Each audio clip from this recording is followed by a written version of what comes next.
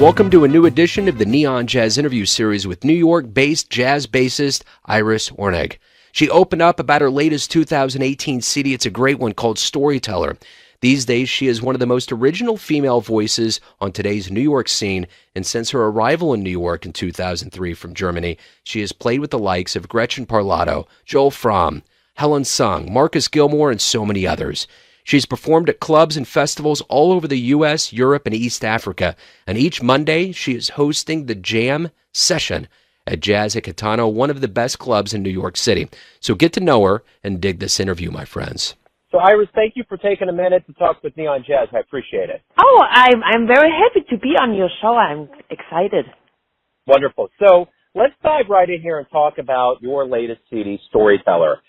Give me an idea of what kind of artistic vision you had with this project. My artistic vision basically is, one thing is I love to read short stories, and there is my approach that every song has its own story, and it involves it in itself. How do you view each of the projects that you get involved with? Is it a evolution to you? Is it just another story and a list of stories? How do you see it? It's basically, it's not connected. Each story is, or each song is not connected to each song. Every song has their own story, and it has also different movements, and I'm working also with different parts, like in the jazz form you have basically AABA or ABAC. I'm just working really more broad and more wider, and like basically parts are A, B, C, D, E, F, like many different parts combined in one story and one song. Beautiful. Let me go back to the beginning of your life. Where were you born and raised? I was born and raised in Germany, Lake of Constance. It's the southern part of Germany, right at the border of Switzerland. I never really was into music until probably 16 or 17, but I was really into painting and drawing. That's what I did when I was a kid. And basically a friend of mine asked me if I'd want to join a band, in a pop band with electric bass. And I just heard the band and I said, oh, that's cool, playing in a band. And I had no idea about music or electric bass. It took me probably 2 to 3 weeks to convince my mom to buy me an electric bass. And then 6 weeks later I joined the band. And I'm here now. Wow. A fully musician, yeah. Yeah, that's cool. What jazz musicians in the beginning, when you started wrapping your head around jazz, really influenced you? I definitely Miles Davis, John Coltrane. They are big influence. I didn't play music, but a friend introduced me to Miles Davis, and he also introduced me later on to Jaco Pastorius when I already started playing music. All those three are my big influence. So when you come to New York City in 2003, did you always have dreams of coming to America to kind of push your musical talents, or how did that happen? Actually, it happened that I came right before 9/11, like 3 months or 4 months earlier, and I wanted to take some lessons with bass players and also with composer, arranger. I was here in New York for 6 weeks and I loved it so much, and I thought I really want to live here. And then 9/11 happened. I was scared. Whatever happened, it was kind of a frightening time. And then 2 years later I said, I really want to live in New York, and that's how I did it. I wrapped up and came to New York. So was it a culture shock for you, or did it feel so good in New York that it just felt right? It was definitely a culture shock, I have to admit. But then also, on the other hand, I studied for 1 year abroad in England, in London, at the Guildhall School. So I now like changing the location and living in a new space. But New York was, I have to admit, the first 3-4 years were really tough. But I didn't mind. I have to say I didn't mind. But I realized I felt like lonely, and felt like it was a kind of a weird feeling. I moved a lot around due to harassment, due just get kicked out of the room. So it was like very unsettling the first four years. I always find it ironic that in a place like New York that has so many people, I always hear there's a loneliness about being there, but you would think with so many people, I mean, I understand why, but I always find it odd that that's kind of what happens, but I guess it happens in big cities like that. You know, you're trying to make your way. And so I guess that's my question to you is, in the beginning when you were really starting to kind of get into the jazz scene, what was that like for you to get your first gigs and get a foothold on the jazz community? I can't really tell. It was definitely exciting. On the other hand, I had a bass player friend, a German bass player friend, Johannes Weidenmüller, who helped me out and who basically always kept in touch and asked how I'm doing. I remember jam session where I went and they saw a female musician want to sit in, and it was kind of sad to experience that feeling. It changed now in those 10 years. I realized it changed a lot being a female musician, but 10 years ago it definitely was that feeling. So I always have to play extra good and be just on top, and if I suck, then basically the musician said, oh yeah, she's a woman, she can't play. Or she's a girl, what they called me at that time. When you did finally start playing in big clubs like Blue Note, 5-5 Bar, Zinc Bar, and those places, was it a dream come true for you? Oh, definitely a dream come true. And definitely also a dream come true. My hometown has like basically a handful of jazz musicians on different levels. Here in New York, the level is incredible, great, and basically you can almost call every musician and ask if they want to play here. And if they're available, they're most likely into playing live. So definitely a dream come true. So you were talking about, you know, kind of being marginalized for being a female on the bass in the jazz world.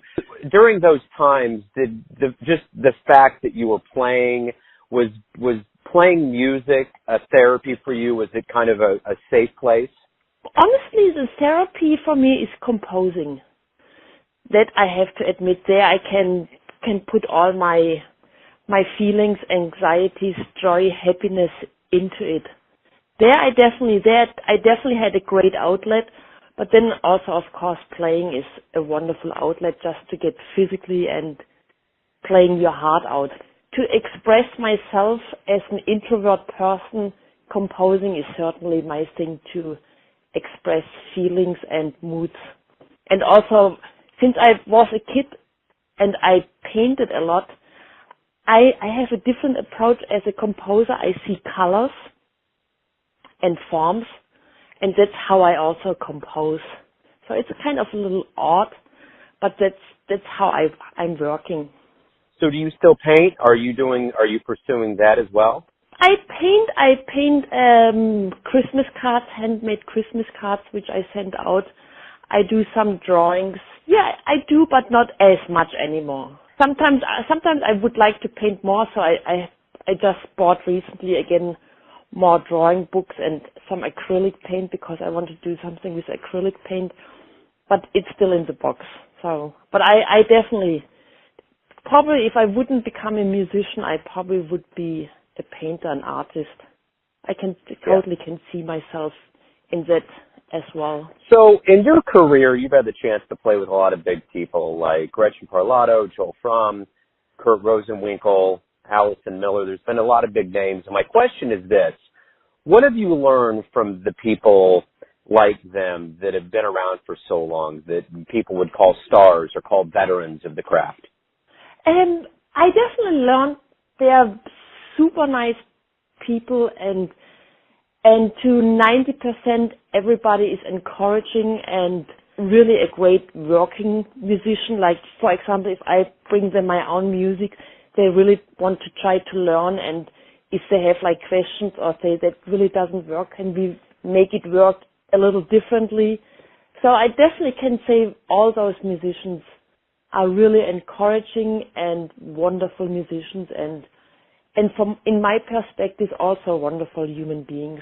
Isn't that kind of a hallmark of the jazz musician? I always find being very talented, being very humble, and being very giving is kind of a part of what goes into being a jazz musician. Definitely. I definitely agree.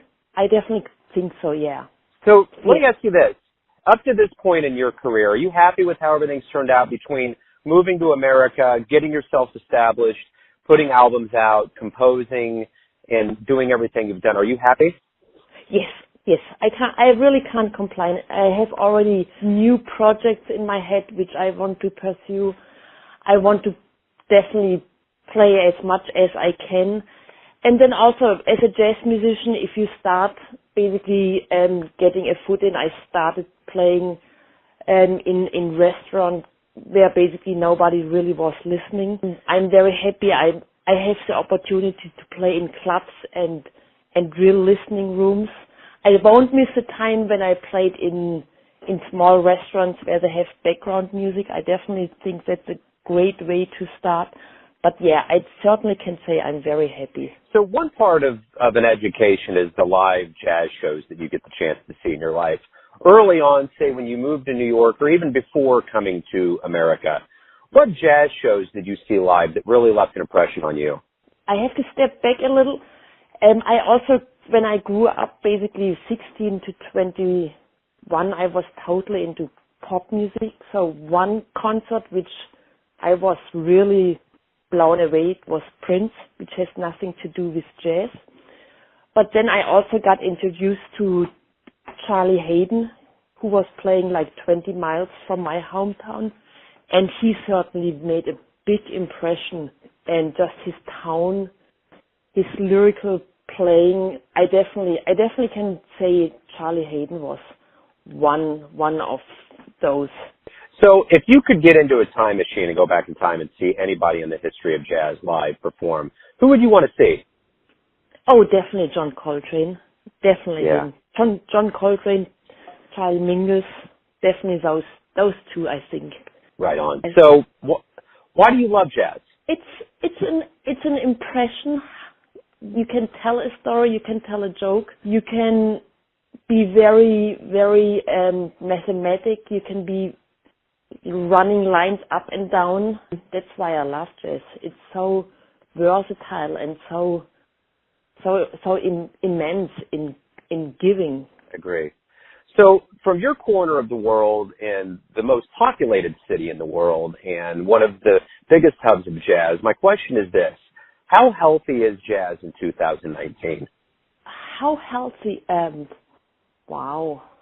It's a tough question for a few reasons. One reason is I think jazz is getting smaller and smaller in the perspective of the other genre of music. A lot of people don't even know really what jazz is. Then on the other hand, Norah Jones is considered as jazz, so it's more broader. Jazz is very unhealthy in that perspective that regular people have no idea what jazz is. From that perspective, it's getting smaller and smaller, like those animals who are basically under danger because their species is dying. That's how I see jazz as unhealthy. As healthy, I can see there are still so many young musicians, especially since I live in New York, who really want to pursue a career as a jazz musician. And then the unhealthy thing is also then again, from a business point, basically the gigs get paid the same amount which got paid 10, 15 years ago. So there is no raise or the wages are not going up for a jazz musician. So it's kind of, it can go in very different perspectives to healthy and unhealthy. I hope I made myself clear. You did. You totally did. It's a very fresh perspective on it. It's real and it's fresh. So my last question for you is this. Everyone has their idea of who you are, their perception of who you are, your family, your friends, your fans, but you know yourself best. Who do you think you are? Wow. Who am I? I've never asked that myself, so I'm totally puzzled with that question. I see myself definitely as a vivid composer. I have to think about that question. That's fine. That probably takes me a couple of days to answer that question. Well, you know what? You know what's interesting about this question is that that's an answer in itself right there. You know, sometimes it takes a while to figure out even how to put the words together right to say who you are. So I think that's an answer. Yeah, you're right. For sure. Yeah. Yeah. And with that, I saved the hardest for last. Iris, thank you for taking some time to talk with Neon Jazz and open up about your album and about your life and music. I appreciate it. Thank you so much. I really appreciate it. I'm happy and glad I was able to speaking to you. Thanks for listening and tuning in to yet another Neon Jazz interview, where we give you a bit of insight into the finest players in New York, Kansas City, Germany, and spots all over the world, giving fans all that jazz. And thanks to Iris for her time, her honesty, and all that great music. If you want to hear more interviews, go to Famous Interviews with Joe Domino on the iTunes Store. Visit neonjazz at youtube.com, and for everything Neon Jazz, all the time, go to the neonjazz.blogspot.com. Until next time, enjoy the jazz, my friends.